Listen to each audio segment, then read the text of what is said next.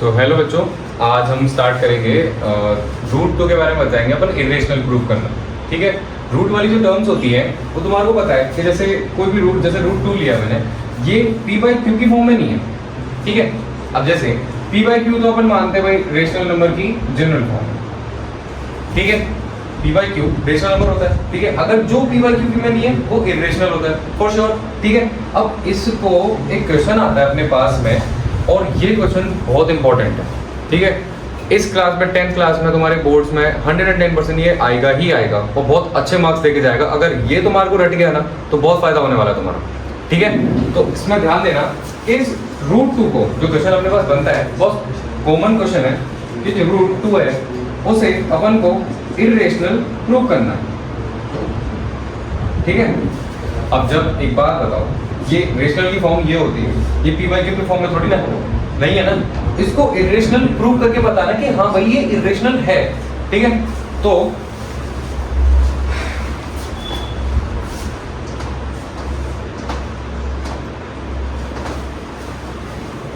फिर से chapter first है अपना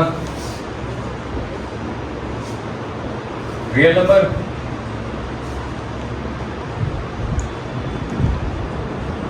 जिसमें आज अपन करने वाले हैं क्या,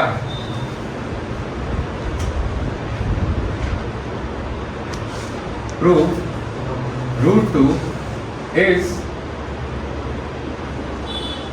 इरेशनल। ये प्रूव करेंगे अपन। ठीक है, तो आगे बढ़ते हैं। सबसे पहले मुझे ये बताओ, अब इसमें कोई तरीका है जिससे तुम इसको लिख सकते हो या कुछ भी लेट लेके जिस तरीके से तुम कर सकते हो? नहीं होगा, और श्योर नहीं है। ठीक है, तो अपन क्या करेंगे, इसमें कॉन्ट्राडिक्ट करेंगे, है ना। अपन जस्ट मान के चलेंगे कि भाई हाँ ये एक रेशनल है। इरेशनल तो अपन को प्रूव करना है, लेकिन रेशनल इसको मान के चलते हैं पहले अपन को। ठीक है, देखना इधर, है ना। एक बार अच्छे से ध्यान देना, थोड़ी देर इधर उधर ध्यान मत देना, है ना। एक बार फोन में अच्छे से देख लो, मैं फोन लैपटॉप जिसमें देख रहा हूँ।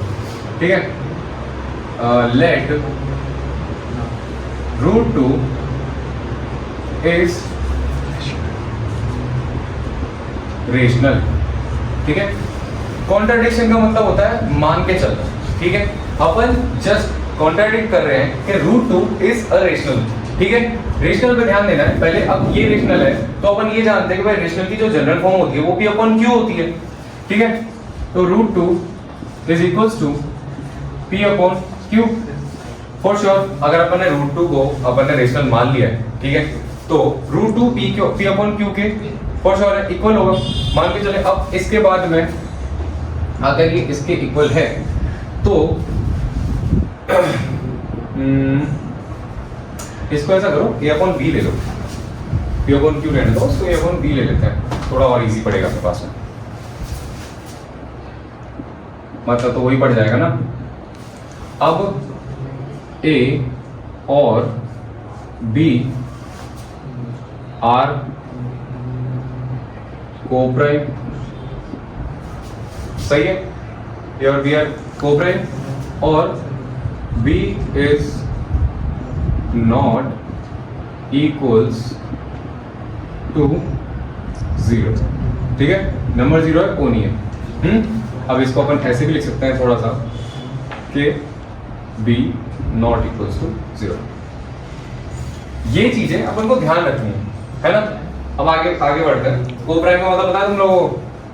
कोप्राइम जिसमें सिर्फ एक ही फैक्टर हो, दो कोई भी नंबर हो उनमें सिर्फ एक ही फैक्टर हो इक्वल। ठीक है, चलो तो आगे बढ़ते हैं। अब इसको भी अपन को प्रूव करना पड़ेगा। तो अब हर स्टेप को, मैं तुम्हें एक चीज हमेशा ध्यान रखनी होती है कि हर स्टेप को अच्छे से अपन को डिफाइन करके चलना होता है। अपन को जस्ट इतना मानना होता है कि सामने वाले को कुछ नहीं आता, वो तो अपन ने जो लिखा है सिर्फ उसी को समझेगा। ठीक है, अपन जैसे उसको समझाएंगे, जैसे चीजें दिखाएंगे वैसे ही समझेगा। बस एग्जामिनर को ये मान के चलो तुम तो। इसीलिए अपन स्टेप बाय स्टेप लिखेंगे। जैसे इसके बाद में क्या करना है,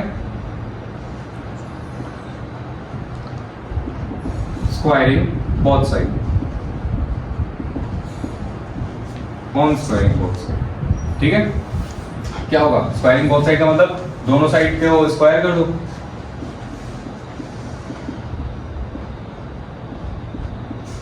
सही है, इसको ऐसे भी लिख सकते हैं, ये तो 2 बन जाएगा रूट का स्क्वायर।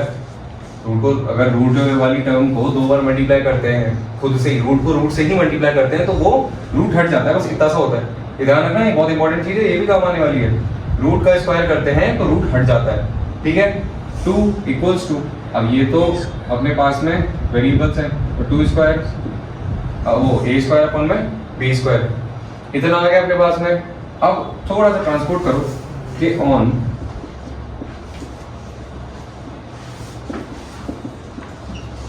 ट्रांसपोर्टिंग क्या होगा, 2b square equals to a square. कहता समझ में आया? सही है। यहाँ पे अपन ने जस्ट ट्रांसपोर्ट किया है, ये b इधर क्या नाम है डिवाइड में है, तो इधर जाके किस में हो जाएगा, मल्टीप्लाई में, यानी 2 into B square, 2 into B square को अपन 2b स्क्वायर में लिख सकते हैं, ठीक है। a square equals to 2b square. अब एक बात बताओ, क्या a स्क्वायर में जैसे a स्क्वायर है उसके इक्वल में 2 के साथ में दूसरा भी नंबर दे रखा है ना। फैक्टर्स क्या होते हैं, अपन ने जैसे जस्ट अभी इससे एक वीडियो पहले ही जिसमें देखना तुम लोग, मैंने क्या बताया है कि इसके अंदर प्राइम फैक्टराइजेशन होता है। किसी भी नंबर का अगर प्राइम फैक्टराइजेशन करते हैं तो उसके मल्टीपल फैक्टर्स आते हैं, टुकड़े आते हैं, मल्टीपल में लिखे हुए होते हैं ना, वो देखना उसमें वीडियो के अंदर जाके एक बार, उसमें मल्टीपल में लिखे हुए होते हैं। वैसा ही सेम सिनेरियो ऐसा है कि भाई a स्क्वायर के जो फैक्टर्स हैं वो 2 इंटू बी स्क्वायर, वो 2 इंटू बी इंटू बी है, जिसको 2 इंटू बी स्क्वायर लिखा हुआ है, ठीक है। 2 के मल्टीपल में कोई भी एक इंटीजर पता है तुम्हारे को, अभी बताया था मैंने, क्या पॉजिटिव से लेके नेगेटिव तक, पॉजिटिव नेगेटिव सारे नंबर्स अपने पास में इंटीजर्स होते हैं, ठीक है। अब क्या लिखेंगे अपन इसके अंदर, a square equals to 2b square है, दैट मीन 2 is the, इसको ऐसे लिख लेते हैं, 2 is divisible by, a is divisible by 2, ठीक है भाई। a ऐसा नंबर है जिसको अपन 2 से डिवाइड कर सकते हैं, अगर 2 इधर मल्टीप्लाई में उधर जाके डिवाइड में हो जाएगा, ठीक है। तो a is divisible by 2 है ना। अब उसके बाद में a square is divisible by 2।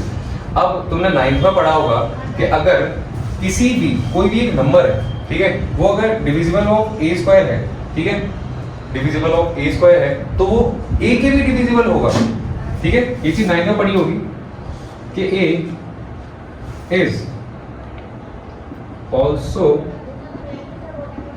Divisible by 2।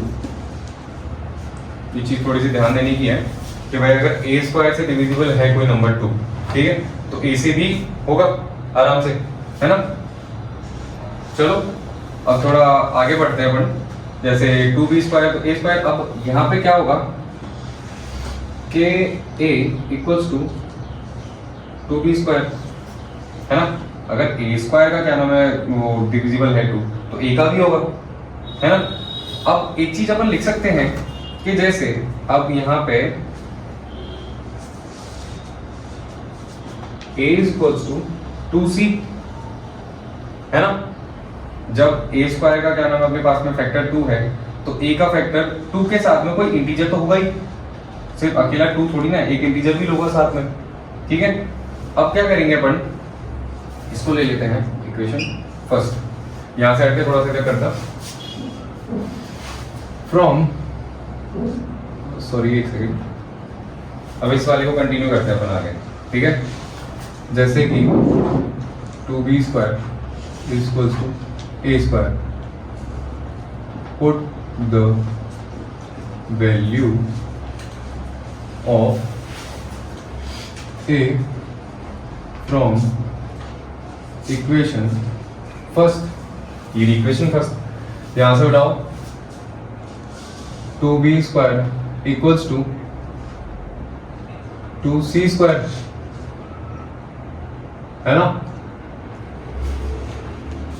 Sorry यहाँ पे a स्क्वायर है ना, तो ये इसके स्क्वायर में आएगा 2c, ये इसके स्क्वायर में आएगा, ठीक है। और इसको आगे सॉल्व करेंगे तो क्या होगा, 4c square 2b square, solve करें इसको, b square equals to 4c square, यहाँ पे लिख देना ऑन, स्टेप बाय स्टेप ध्यान रखना। 4c² अपॉन में 2 हो गया, b² अपॉन में 2 से 2 कैंसिल आउट तो 2c²। अब देखो यहाँ थोड़ा सा सिनेरियो चेंज हो जाता है, जैसे कि यहाँ पे भी वही सेम सीन लिखेंगे अपन, कैसे कि b² इज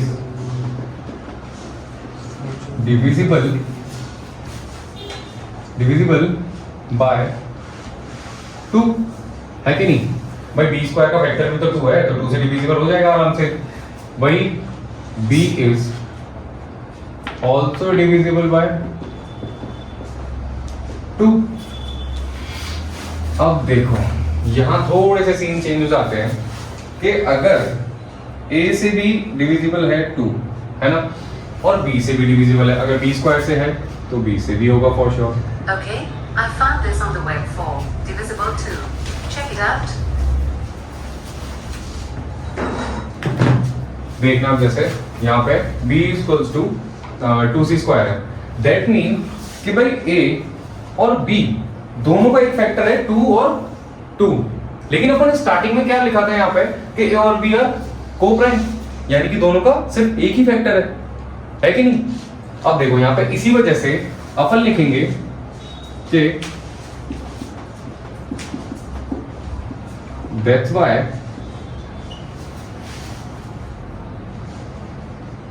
our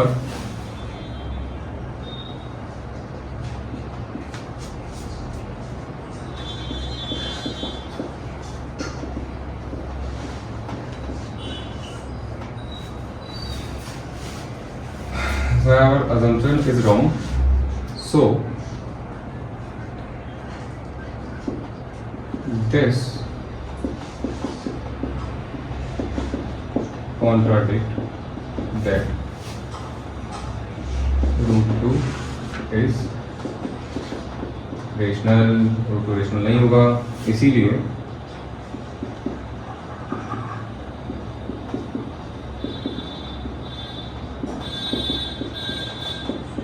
अब जब ये प्रूव हो ही गया कि भाई हमारा कॉन्ट्रडिक्शन गलत था, अपना अजम्पशन गलत था, तो क्या होगा?